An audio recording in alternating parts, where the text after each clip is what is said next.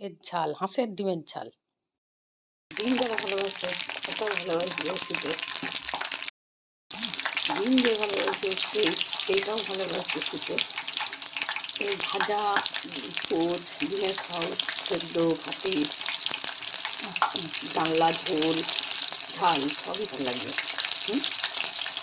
বসে বসে তাও ভাজা হয়ে গেল নুন হলুদ দিয়ে, গ্যাসটা কমিয়ে দিলাম। তো এবার রুটিটা গরম করে নিয়েছি। তা এখন তোমাদের সঙ্গে এটা শেয়ার করবো না, কারণ আমার নেট নেই, নেট ভরবো তারপরে।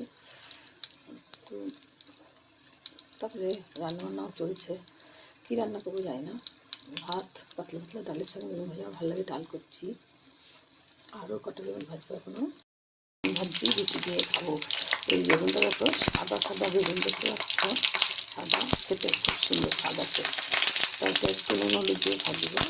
শীতকালে খেতে ইচ্ছা করে না, কি শীত পড়েছে মাঘ মাসে, পৌষ মাসে আবার শীত পড়েনি বলে তো উঠতে ইচ্ছা করে না, একটু রোদ নেই, গা পুষে যাচ্ছে না। রেডি। অনেকে ছোটো ছোটো বেগুন ভাজা খায়, আমি এখন বড় ভালো লাগে, ছোটো খেয়ে দেখে করি ছোটো ছোটো।